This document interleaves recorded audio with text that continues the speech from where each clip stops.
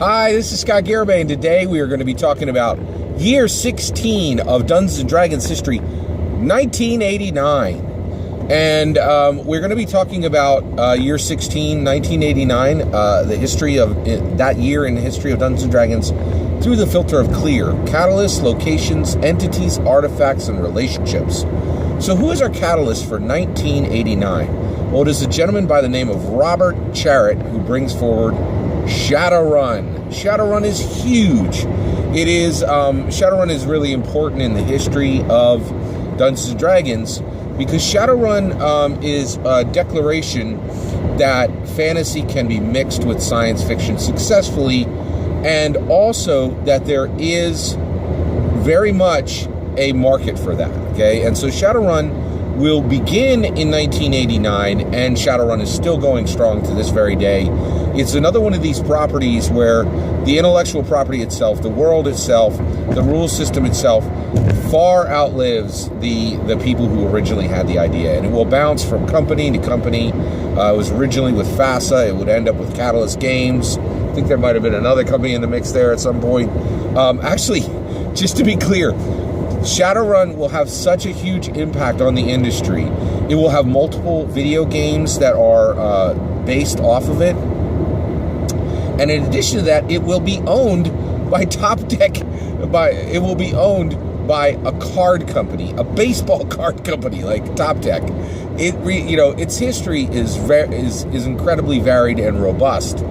And it is just another one of these situations where it is a declaration from the entire industry that specifically that fantasy has a huge a very large draw within tabletop role-playing games, and there you can go in a lot of different directions with fantasy, and Shadowrun is one of the most unique directions. And what Shadowrun does is it very aptly mixes fantasy and cyberpunk, which is a really unusual mix. Like, you wouldn't really think, oh yeah, that makes sense. It's really kind of non-intuitive. But it does work from a world perspective, and the Shadowrun world is incredibly robust, and it will also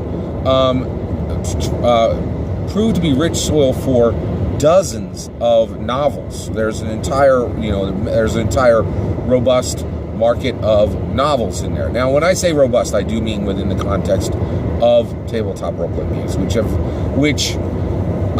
at this point, this is 1989, and the tabletop role-playing market is growing, but it is also starting. But at this point, we're also seeing video games and laptops and computers, and the World Wide Web is starting. And so we're also seeing that the world itself is changing, even as tabletop role-playing games grow. Another thing that Shadowrun will prove is that there was, up until this point, especially with Shadowrun, other games had made this point, but Shadowrun really puts the punctuation on it. And that is, a lot of people thought that Gary Gygax and his crew and his designers didn't really know what they're doing. Thanks for inventing tabletop role-playing games, but we'll take the ball from here. And a lot of companies were really like, oh, we could do this rules thing better. In fact, virtually everyone who's making tabletop role-playing games is like, well, we're gonna tweak it this way, we're gonna make it a little better. Everybody's got their own ideas, right? Well, Shadowrun will be one of many, many, many, many games that, in my opinion, very clearly have far worse rule systems than Dungeons & Dragons. Shadowrun meant very well, but it has these dice pools, and the pools could consistently get to 15, 20, even 30 or 35 D6s in a single roll, right? And the reality is, Shadowrun now, in 2019, is synonymous for one of the best, most imaginative, most exciting, most dramatic worlds ever created in tabletop role-playing games, with one of the absolute worst rule systems ever created that has never been fixed over 6 editions of the game, right? So Shadowrun will be one of the games that really solidifies rules ain't easy. What Gary Gygax accomplished with his team of designers and his continuing growing team of designers would be very significant. Also, at this point, we are seeing the beginnings of Gary Gygax starting to disconnect from TSR overall. There will be a point where Gary Gygax no longer is a primary driver for Dungeons and Dragons, and that is beginning at the timing for that is happening right about now. Okay, all right. What is our location in 1989? Well, our location in 1989 is Prince William Sound, Alaska, and this is where the Exxon Valdez situation occurs. The Exxon Valdez is a tanker ship. It spills just hundreds of thousands of many gallons of oil are just spewed into the the local water areas in that area. And the reason why this location is important is this is about the time where there is a growing concern at the public level for the idea of our environment being a significant global concern, and certainly an American concern, right? So environmentalism is just peeking its head out at this point, and really starting to gain some true attention, and people are saying this is part of our reality. We should be paying attention to it. Okay, who is our entity for 1989? Well, our entity for 1989 is Colin Powell, and he is chairman of the Joint Chiefs of Staff, and he is an African American. So at this point, Colin Powell comes forward, and he kind of makes his name known, and really plants a flag in the ground for incredible competency that minorities in America. He continues to kind of hammer this point home that competency and relevancy and intelligence is connected to all humanity. It's not simply connected to the people that in America thought it was, traditionally connected to, and is really pushing back against the ideas of prejudice, and Colin Powell will come forward and absolutely dominate this position and really establish himself strongly in the minds of the vast majority of Americans as an incredibly competent person. And there will be people who multiple times, past this point where he takes, historically establishes doing a great job as a minority in a position not traditionally held by minorities. And he'll do such a good job that his name from going forward, even to this day, will be talked about when the presidential elections occur. And so Colin Powell, now, one of the things here also is Dungeons and Dragons is in the same boat where, people like Colin Powell are there kind of pointing the entire TRPG community, saying, hey, as a community for tabletop role-playing games, and certainly as Dungeons & Dragons, we need to make sure that there are minority designers, minority players, minority dungeon masters, and Colin Powell is pointing to the fact that while this is happening, at the highest levels of the government, this should be happening within our gaming communities as well, and so Colin Powell will be a really important critical figure in this time, right? Now, what is our artifact for 1989? Well, our artifact for 1989 is the 2E PHB, okay? The second edition Player's Handbook. And at this point, you are seeing the second edition Player's Handbook replacing the first edition. This is in that traditional, absolute, rock-solid format of that 8.5 by a little bigger than 8.5 by 11, rectangular, hardback, 200 plus pages format, and the PHB will actually be 200 plus pages. It's a full embracing of a complex, robust system for Dungeons and Dragons, and at this point, the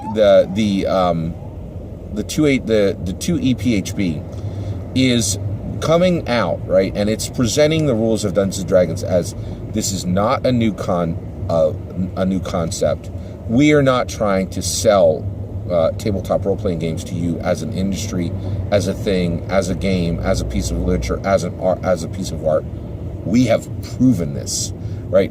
The 2E PHB is there. The rules have been refined for 16 years. There are people, and this was in the comments in one of my videos. I would say that games would go for 4, 8, 12 hours long. I had someone in the comments state that they would go over their friend's house on Friday and return to their own home on Sunday. This is where you have low millions of players, the game is fully established, and 2EPHB, Player's Handbook, is owning it, right? Like, is fully owning it. There's no apologies. There's no, extenuated explanations of what's happening here. This is, TSR just saying, we own this shiznit. Like, we are here. TRPGs are a thing. We have had our own Saturday morning cartoon. This is, Dungeons & Dragons throwing the doors open and going, let's play, right? It's really, and it's almost a celebration of, hey, this is dropped in. We're ready to do our thing. And this is fully a very exciting new activity that is available to every single American.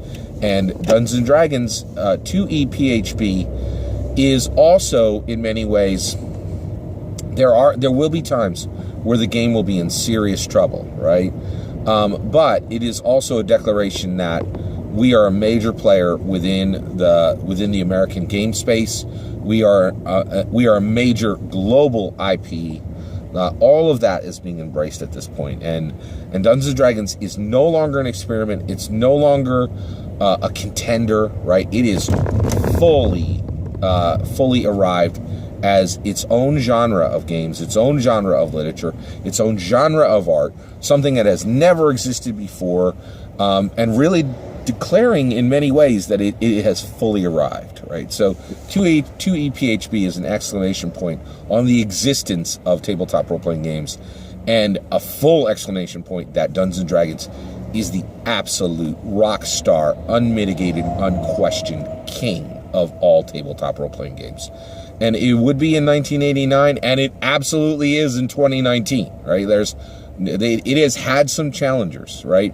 But it has beaten those challengers back. It has smashed them in the mouth thoroughly every time that somebody's tried to take that King of the Hill position. And Dungeons & Dragons will remain to this very day an absolute scrapper, and it will never let go of its position within tabletop role-playing games. And 2EPHB is the very first book that fully embraces we are here and we are here to stay. 2EPHB is a really big moment within the history of Dungeons & Dragons. All right, what is our relationship in 1989? Well, our relationship in 1989 for Dungeons & Dragons is its relationship to combat, right? So at this point, the game's been around for 16 years. People have been playing Dungeons for a long time, and they are doing traditional dungeon crawls, right? But in addition to that, a lot of other people are looking at Dungeons & Dragons and going, okay, and at this point, we don't, in 5th edition, we have a really super clear declaration of what Dungeons & Dragons is about: exploration, interaction, and combat, right? But that is not clearly stated in 1989. Basically, in 1989, there is still many questions about what the game is about. Well, in 1989, there are a lot of scholars who are looking at the game. There are a lot of geniuses who are looking at the game. There are a lot of pacifists who are looking at the game. There are a lot of people in virtually every... There are almost no communities where Dungeons & Dragons hasn't arrived at some percentage, right? So the Venn diagram of what D&D crosses over into, as far as, people and their interests and their ability to play, it's crossing over into many, many different areas, right? So what's happening with combat at this point? Well, one of the things that's happening is there are a ton of people saying, okay, we get it, right? There's swords, there's maces, there's clubs, but this is a game that we can do social experiments for, with. And there are people playing narrative games, playing romance stories, and people who are playing, who are using the rules to do things that have nothing to do with combat, right? And now, at this point, also, we're looking at Dragon Magazine. Dragon Magazine is out. There's an entire magazine that sits on the shelves in the FLGSs and in Borders and and in other bookshops across the United States, where D&D is being talked about in depth, in incredible depth, and saying, this is what this game can do, this is what it is capable of, and people are going, oh, wait, this isn't just combat. Like, we could do a ton more, right? And just as swiftly, there's a whole group of people who are coming back and going, yeah, you can do all that, but this game is about combat. And they have a really strong backing of that supposition, because if you look at it, weapons, tactics, strategies, monsters, heroes, and those heroes being put directly in opposition, deadly opposition, to every single monster at the narrative level, and certainly at the meta level, and certainly at the structural level of the game and the game rules, combat is there. And so the way the game was built, it will say, yeah, you can absolutely run this to emulate a romance in the time of a Jane Austen novel. But this game is about combat, right? And so if you're trying to use it for something beyond combat, that's fine. You can have your niche in the corner over there, but this game is about combat. And the conversation about what the game is truly about and what the true shape of Dungeons & Dragons is really starting to kick up and gain momentum in 1989. And the people who are saying this game is about combat, they're not crazy, right? They can point to very strong parts of every single existing box set to the date, and to both the first and the second edition, saying, look, like, if you look here, the vast majority of spells deal with combat. There is incredible intention to weapons and armor, right? And then in addition to that, when you look at how the game structures the attributes, right? There is incredible simulation, incredible detail when it comes to combat. But social interaction, there's virtually nothing, right? There's almost no rules in this game for social interaction. So you guys are bending over backwards to build your Jane Austen era romance novel with Dungeons and Dragons rules, right? And so, but there will be a robust debate over what is the actual true shape of Dungeons and Dragons. But in 1989, Dungeons and Dragons has an absolute rock-solid relationship to combat within the narrative of its game. And in 2019, that focus is still there. The focus has been reduced, right? And the focus has been clarified. In fact, I think Mike Mearls has clarified combat should be 1/3 of your game, right? But back then, that clarity wasn't there, and there was a robust conversation over how much combat should be in the game. But the answer, quite a bit, has always been there. That is a J. Scott Garibay clear history of year 16, 1989 Dungeons & Dragons. Let me know your thoughts in the comments below, if you would, please. Please consider liking and subscribing. Thank you very much, and have a wonderful day.